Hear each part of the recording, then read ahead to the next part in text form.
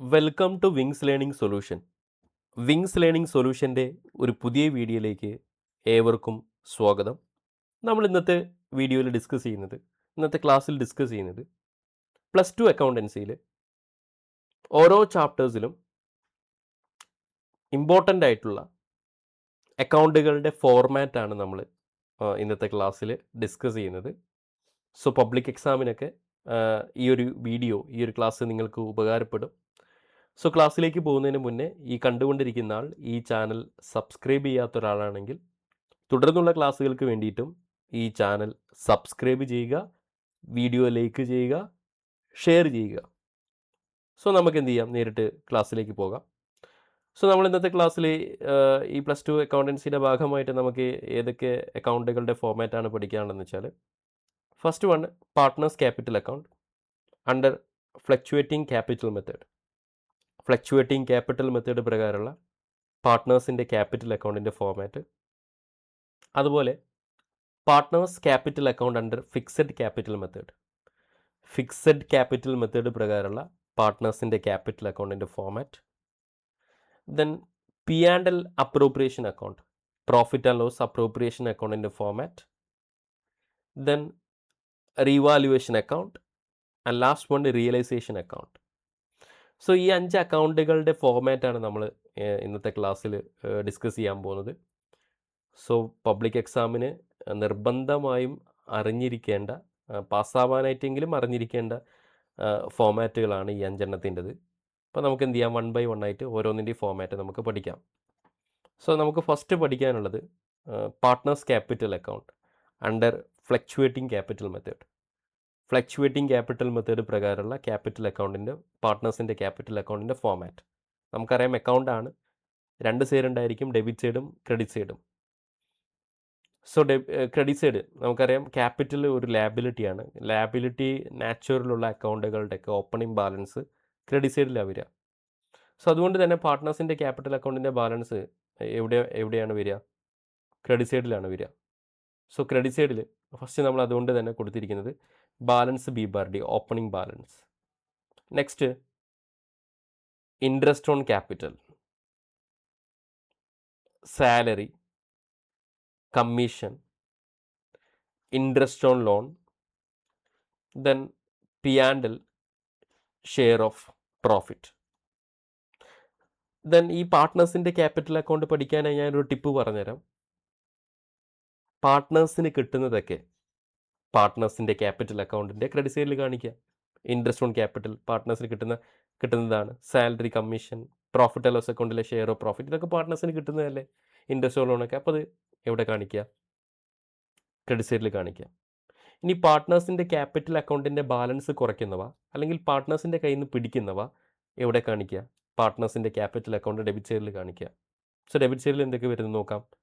Drawings, interest on drawings, then P and L, share of loss, then capital അക്കൗണ്ടിൻ്റെ closing balance നമ്മൾ എന്ത് ചെയ്യും?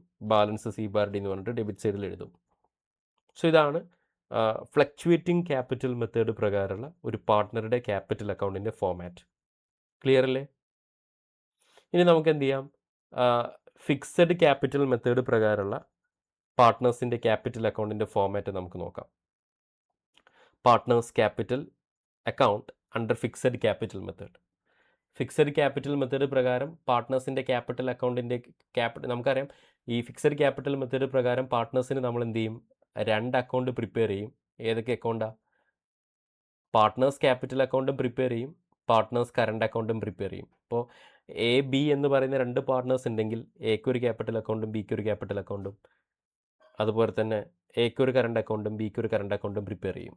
So ആദ്യം നമുക്ക് ഫിക്സഡ് ക്യാപിറ്റൽ മെത്തേഡ് പ്രകാരമുള്ള പാർട്ട്നേഴ്സിൻ്റെ ക്യാപിറ്റൽ അക്കൗണ്ടിൻ്റെ ഫോർമാറ്റ് നോക്കാം. പാർട്ട്നേഴ്സിൻ്റെ ക്യാപിറ്റൽ അക്കൗണ്ടിൻ്റെ ക്രെഡിറ്റ് സൈഡിൽ എന്താ വരുന്നത്? ആസ് യൂഷ്വൽ ഓപ്പണിംഗ് ബാലൻസ്, അത് ബാലൻസ് ബി ബാർ ഡി എന്ന് പറഞ്ഞിട്ട് എന്ത് ചെയ്തിട്ടുണ്ട്? കാണിച്ചിട്ടുണ്ട്. പിന്നെ പാർട്ട്നേഴ്സ് എന്തെങ്കിലും അഡീഷണൽ ക്യാപിറ്റൽ കൊണ്ടുവന്നിട്ടുണ്ടെങ്കിൽ അതും റെക്കോർഡ് ചെയ്യും ക്രെഡിറ്റ് സൈഡിൽ. ഇത്രയേ വരുന്നുള്ളൂ ഈ ഫിക്സഡ് ക്യാപിറ്റൽ മെത്തേഡ് പ്രകാരമുള്ള പാർട്ട്നേഴ്സിൻ്റെ ക്യാപിറ്റൽ അക്കൗണ്ടിൻ്റെ ക്രെഡിറ്റ് സൈഡിൽ. നമ്മൾ ഫ്ലക്ച്വേറ്റിംഗ് ക്യാപിറ്റൽ മെത്തേഡ് പ്രകാരം പാർട്ട്നേഴ്സിൻ്റെ ക്യാപിറ്റൽ അക്കൗണ്ട് ക്രെഡിറ്റ് സൈഡിൽ interest on capital, interest on loan, salary, commission അത്തരത്തിലുള്ള ഐറ്റംസ് ഒക്കെ കണ്ടിരുന്നു. അതൊന്നും ഇവിടെ കാണുന്നില്ല. ഈ ഫിക്സഡ് ക്യാപിറ്റൽ മെത്തേഡ് പ്രകാരമുള്ള പാർട്ട്നേഴ്സിൻ്റെ ക്യാപിറ്റൽ അക്കൗണ്ടിൻ്റെ ക്രെഡിറ്റ് സൈഡിൽ കാണുന്നില്ല. അത് നമുക്ക് അതൊക്കെ നമ്മൾ എവിടെ കാണിക്കുക? പാർട്ട്നേഴ്സിൻ്റെ കറണ്ട് അക്കൗണ്ടിലാണ് കാണിക്കുക.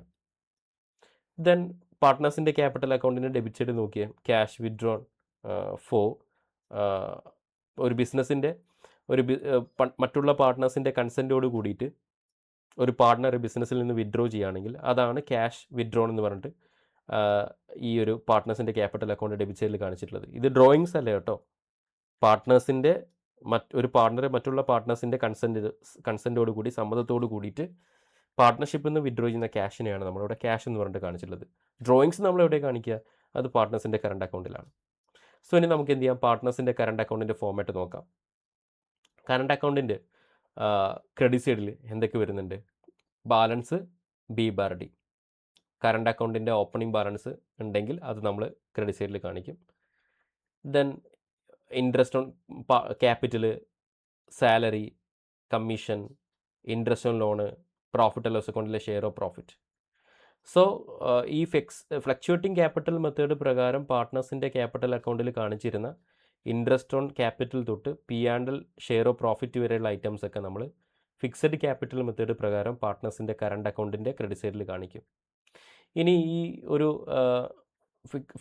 ഫ്ലക്ച്വേറ്റിംഗ് ക്യാപിറ്റൽ മെത്തേഡ് പ്രകാരം പാർട്ട്നേഴ്സിൻ്റെ ക്യാപിറ്റൽ അക്കൗണ്ടിൽ കാണിച്ചിരുന്ന ഐറ്റംസ് ഒക്കെ ഫിക്സഡ് ക്യാപിറ്റൽ മെത്തേഡിലേക്ക് വരുമ്പോൾ പാർട്ട്നേഴ്സിൻ്റെ കറണ്ട് അക്കൗണ്ടിൻ്റെ ഡെബിറ്റ് സൈഡിൽ കാണിക്കും. എന്തൊക്കെ?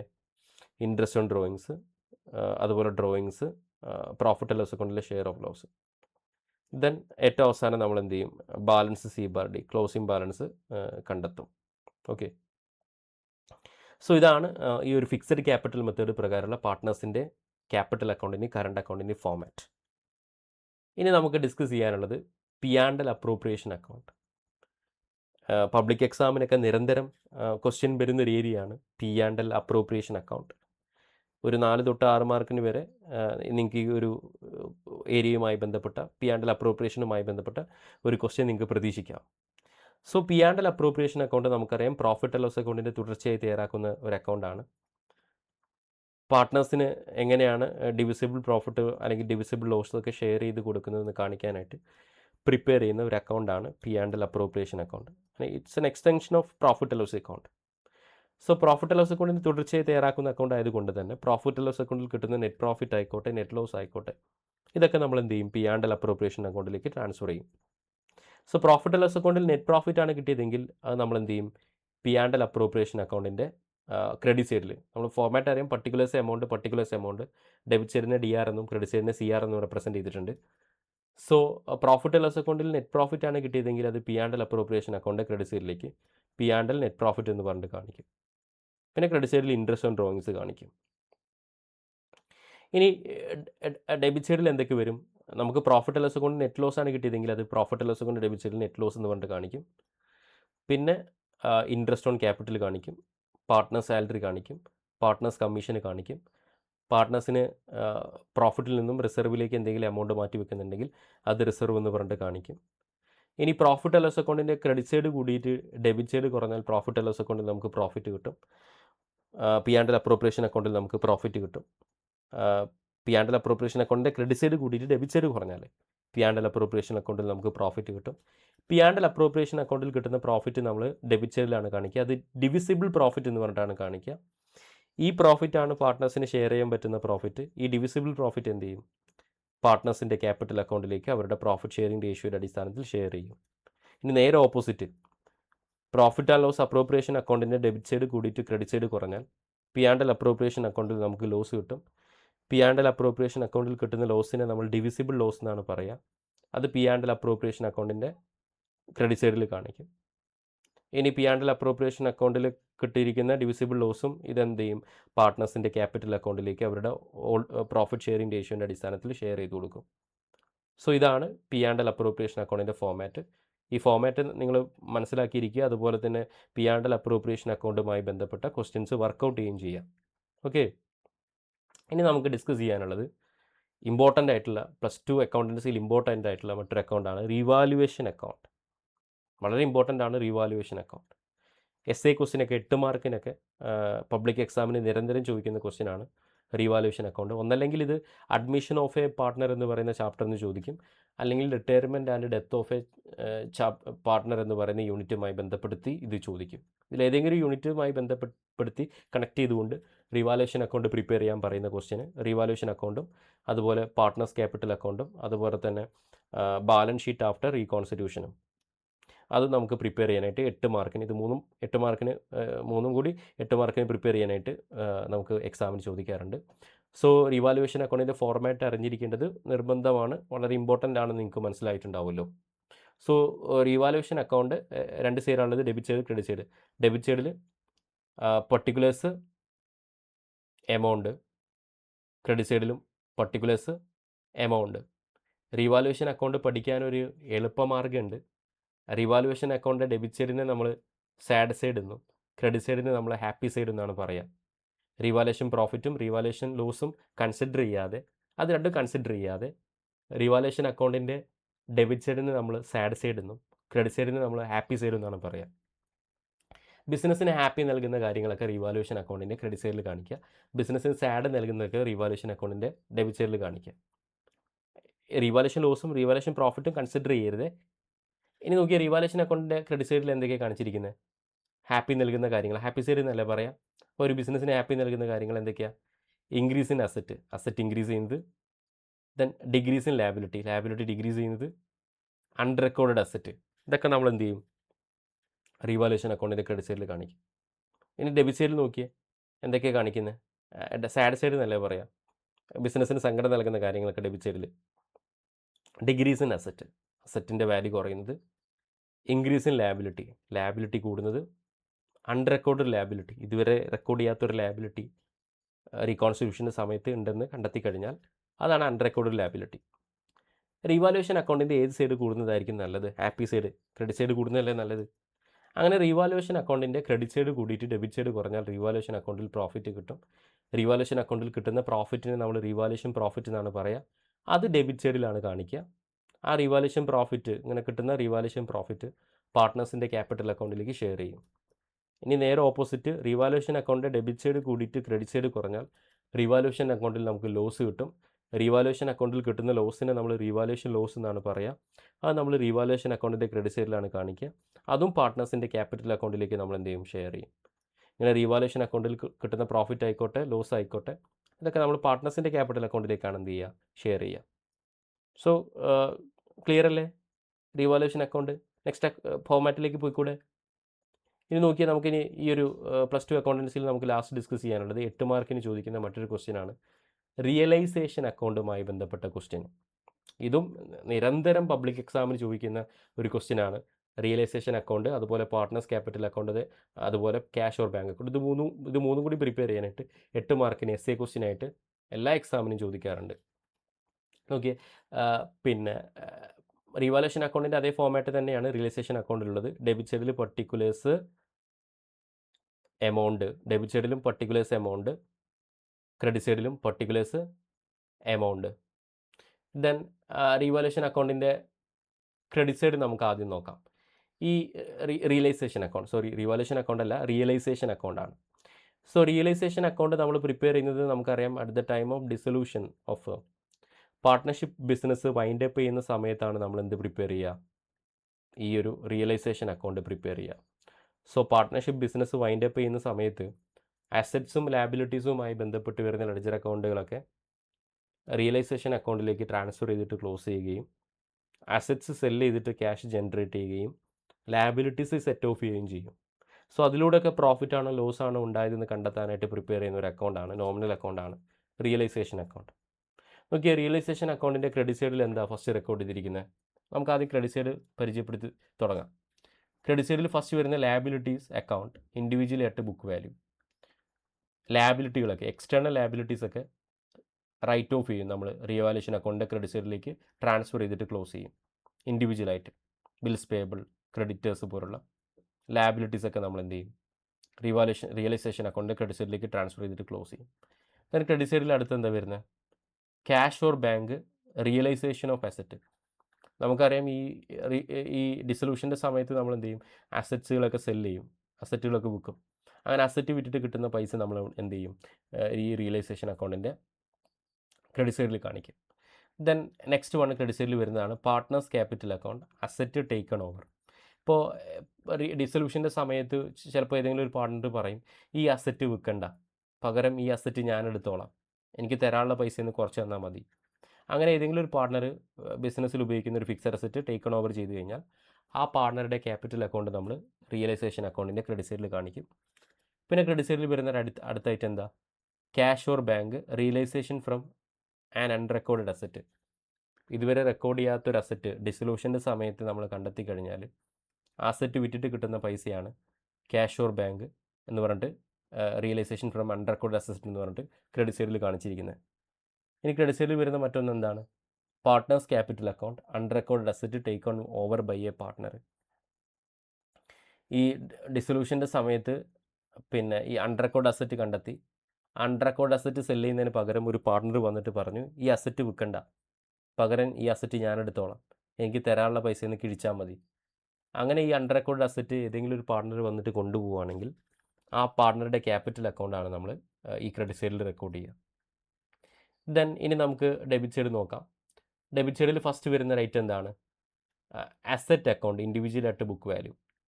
നമ്മളൊക്കെ അറിയാം ഈ ഡിസൊല്യൂഷൻ്റെ സമയത്ത് നമ്മൾ അസറ്റുകളൊക്കെ പിന്നെ ക്യാഷ്, ബാങ്ക് ഒഴികെയുള്ള അസറ്റുകളൊക്കെ റിയലൈസേഷൻ അക്കൗണ്ടിൻ്റെ ഡെബിറ്റ് സൈഡിലേക്ക് ട്രാൻസ്ഫർ ചെയ്തിട്ട് ഇൻഡിവിജ്വലായിട്ട് ട്രാൻസ്ഫർ ചെയ്തിട്ട് ക്ലോസ് ചെയ്യും. അതാണ് അസറ്റ്സ് ഇൻഡിവിജ്വൽ ആയിട്ട് ബുക്ക് വാല്യൂ എന്ന് പറഞ്ഞിട്ട് കാണിച്ചിട്ടുള്ളത്. Next cash or bank payment of liability. നമ്മൾ പിന്നെ ലാബിലിറ്റീസൊക്കെ എക്സ്റ്റേണൽ ലാബിലിറ്റീസൊക്കെ നമ്മൾ പേ ഓഫ് ചെയ്ത് കൊടുത്ത് തീർക്കും. അതാണ് നമ്മൾ cash or bank payment of liability എന്ന് പറഞ്ഞിട്ട് ഡെബിറ്റ് സൈഡിൽ കാണിച്ചിട്ടുള്ളത്. And next one partners capital account discharge of liability. ഫേമിനുള്ള ലാബിലിറ്റി ഒരു പാർട്ട്ണർ ടേക്ക് ഓൺ ഓവർ ചെയ്യുകയാണെങ്കിൽ, ഒരു പാർട്ട്ണർ വന്നിട്ട് പറയാണ്, ഈ ലാബിലിറ്റി ഫേമിൽ നിന്ന് എടുത്തിട്ട് പൈസ കൊടുത്തിട്ട് തീർക്കണ്ട, ഞാനത് ടേക്ക് കെയർ ചെയ്യാം, ഞാനത് കൊടുത്ത് തീർത്തോളാം, ഞാൻ ആ ലാബിലിറ്റി ഞാൻ നോക്കിക്കോളാം എന്ന് പറഞ്ഞിട്ട് ഒരു പാർട്ട്ണർ വരികയാണെങ്കിൽ ആ പാർട്ട്ണറുടെ ക്യാപിറ്റൽ അക്കൗണ്ടാണ് നമ്മളിവിടെ ഡെബിറ്റ് സൈഡിൽ പാർട്ട്നേഴ്സ് ക്യാപിറ്റൽ എന്ന് പറഞ്ഞിട്ട് കാണിക്കുക. പിന്നെ ഡെബിറ്റ് സൈഡിൽ വരുന്ന മറ്റൊരു ഐറ്റമാണ് cash or bank realisation expense. ഡിസൊല്യൂഷൻ്റെ സമയത്ത് ഫേം വൈൻഡപ്പ് ചെയ്യുന്ന സമയത്ത് കുറേ എക്സ്പെൻസുകൾ ഉണ്ടാവും. ആ എക്സ്പെൻസുകൾക്ക് പേയ്മെൻറ്റ് ചെയ്യുന്നതാണ് cash or bank realisation expense എന്ന് പറഞ്ഞിട്ട് ഡെബിറ്റ് സൈഡിൽ കാണിച്ചിട്ടുള്ളത്. Next one partners capital account realisation expense met by a partner. ഇപ്പോൾ ഒരു പാർട്ട്ണർ വന്നിട്ട് പറയാണ്, ഫേമിൽ നിന്ന് എടുത്തിട്ട് പൈസ കൊടുത്തിട്ട് ഈ ഡിസൊല്യൂഷൻ്റെ സമയത്ത് ഉണ്ടാകുന്ന എക്സ്പെൻസുകൾ, ഫേം വൈൻഡപ്പ് ചെയ്യുന്ന സമയത്ത് ഉണ്ടാകുന്ന എക്സ്പെൻസുകൾ ഫേമിൻ്റെ പോക്കറ്റിൽ നിന്ന് പൈസ എടുത്തിട്ട് കൊടുക്കണ്ട, ഞാനത് മീറ്റ് ചെയ്തോളാം. ഒരു പാർട്ട്ണർ വന്ന് പറയാണ്, ഞാനത് മീറ്റ് ചെയ്തോളാം, ആ ഡിസൊല്യൂഷൻ എക്സ്പെൻസ്, ബിസിനസ് വൈൻഡപ്പ് ചെയ്യുന്ന സമയത്ത് ഉണ്ടാകുന്ന എക്സ്പെൻസ് ഞാൻ മീറ്റ് ചെയ്തോളാം എന്നൊരു പാർട്ട്ണർ വന്നിട്ട് പറയുകയാണെങ്കിൽ ആ പാർട്ട്ണറുടെ ക്യാപിറ്റൽ അക്കൗണ്ടാണ് ഇവിടെ കാണിക്കുന്നത്. Next one cash or bank payment of unrecorded liability. ഈ ഡിസൊല്യൂഷൻ്റെ സമയത്ത് നമുക്ക് എന്തെങ്കിലും ഒരു അൺറെക്കോർഡഡ് ലാബിലിറ്റി ഉണ്ടെന്ന് തിരിച്ചറിഞ്ഞു കഴിഞ്ഞാൽ ആ അൺറെക്കോർഡഡ് ലാബിലിറ്റി നമ്മൾ പേ ഓഫ് ചെയ്യണം. അതാണ് cash or bank payment of unrecorded liability കൊണ്ട് ഉദ്ദേശിക്കുന്നത്. ഇനി ഡെബിറ്റ് സൈഡിൽ വരുന്ന മറ്റൊന്നാണ് partners capital unrecorded liability discharged by a partner. ഒരു പാർട്ട്ണർ വന്നിട്ട് പറയാണ്, ഈ അൺറെക്കോർഡ് ലാബിലിറ്റി ഫേമിൽ നിന്ന് പൈസ എടുത്തിട്ട് പേ ഓഫ് ചെയ്ത് കൊടുത്ത് തീർക്കണ്ട, ഈ അൺറെക്കോർഡ് ലാബിലിറ്റി ഞാൻ ഏറ്റെടുത്തോളാം, ഈ ലാബിലിറ്റിയുടെ കാര്യം ഞാൻ നോക്കിക്കോളാം, എൻ്റെ പേഴ്സണൽ റിസ്കിൽ ഞാൻ ഏറ്റെടുത്തോളാം എന്ന് പറഞ്ഞിട്ടൊരു പാർട്ട്ണർ വരികയാണെങ്കിൽ ആ പാർട്ട്ണറുടെ ക്യാപിറ്റലാണ് നമ്മൾ ഇവിടെ കാണിക്കുക, ഡെബിറ്റ് സൈഡിൽ കാണിക്കുന്നത്. ഇനി നമുക്കറിയാം ഡിസൊല്യൂഷൻ്റെ സമയത്ത് അസറ്റ്സ് വിൽക്കുന്നതിലൂടെയും ലാബിലിറ്റി സെറ്റ് ഓഫ് ചെയ്യുന്നതിലൂടെയും പ്രോഫിറ്റ് ലോസൊക്കെ അസർട്ടൈൻ ചെയ്യാനായിട്ട് പ്രിപ്പയർ ചെയ്യുന്ന അക്കൗണ്ടാണല്ലോ റിയലൈസേഷൻ അക്കൗണ്ട്. സോ റിയലൈസേഷൻ അക്കൗണ്ടിൽ ഏത് സൈഡ് കൂടിക്കഴിഞ്ഞാലാണ് നമുക്ക് പ്രോഫിറ്റ് കിട്ടുക? റിയലൈസേഷൻ അക്കൗണ്ടിൻ്റെ ക്രെഡിറ്റ് സൈഡ് കൂടിയിട്ട് ഡെബിറ്റ് സൈഡ് കുറഞ്ഞാൽ റിയലൈസേഷൻ അക്കൗണ്ടിൽ നമുക്ക് പ്രോഫിറ്റ് കിട്ടും. ആ പ്രോഫിറ്റ് നമ്മൾ realisation profit or profit on realisation എന്ന് പറഞ്ഞിട്ട് ഡെബിറ്റ് സൈഡിൽ കാണിക്കും. അത് പാർട്ട്നേഴ്സിൻ്റെ ക്യാപിറ്റൽ അക്കൗണ്ടിലേക്ക് അവരുടെ പ്രോഫിറ്റ് ഷെയറിംഗ് റേഷ്യോൻ്റെ അടിസ്ഥാനത്തിൽ ഷെയർ ചെയ്യും. ഇനി നേരെ ഓപ്പോസിറ്റ്, റിയലൈസേഷൻ അക്കൗണ്ടിൻ്റെ ഡെബിറ്റ് സൈഡ് കൂടിയിട്ട് ക്രെഡിറ്റ് സൈഡ് കുറഞ്ഞാൽ റിയലൈസേഷൻ അക്കൗണ്ടിൽ നമുക്ക് ലോസ് കിട്ടും. റിയലൈസേഷൻ അക്കൗണ്ടിൽ കിട്ടുന്ന ലോസ് റിയലൈസേഷൻ അക്കൗണ്ടിൻ്റെ ക്രെഡിറ്റ് സൈഡിൽ ലോസ് ഓൺ റിയലൈസേഷൻ എന്ന് പറഞ്ഞിട്ട് കാണിക്കും. അതും പാർട്ട്നേഴ്സിൻ്റെ ക്യാപിറ്റൽ അക്കൗണ്ടിലേക്ക് അവരുടെ പ്രോഫിറ്റ് ഷെയറിംഗ് റേഷ്യോൻ്റെ അടിസ്ഥാനത്തിൽ എന്ത് ചെയ്യും, ഷെയർ ചെയ്ത് കൊടുക്കും. സോ ഇതാണ് റിയലൈസേഷൻ അക്കൗണ്ടിൻ്റെ ഫോമാറ്റ്. സോ ഇതും ഇമ്പോർട്ടൻ്റ് ആണ്, നിർബന്ധമായി നിങ്ങൾ പഠിച്ചിരിക്കണം. സോ ഇന്നത്തെ ക്ലാസ്സിൽ നമ്മൾ +2 അക്കൗണ്ടൻസിയുടെ ഈ ഒരു സിലബസ് പ്രകാരമുള്ള എല്ലാ അക്കൗണ്ടുകളുടെ ഫോമാറ്റ് നമ്മൾ ഡിസ്കസ് ചെയ്തു. ഈ ഒരു വീഡിയോ നിങ്ങൾക്ക് ഉപകാരമായിട്ടുണ്ടാവുമെന്ന് വിചാരിക്കുന്നു. സോ ഇത്തരത്തിലുള്ള ഇൻഫോർമേറ്റീവ് വീഡിയോകൾക്കായി നമ്മുടെ ചാനൽ സബ്സ്ക്രൈബ് ചെയ്യുക, വീഡിയോ ഷെയർ ചെയ്യുക, വീഡിയോ ലൈക്ക് ചെയ്യുക. സോ ഇത്തരത്തിലുള്ള ഇൻഫോർമേറ്റീവ് വീഡിയോയുമായി നമുക്ക് നെക്സ്റ്റ് ക്ലാസ്സിൽ മീറ്റ് ചെയ്യാം. So thank you so much. Keep watching.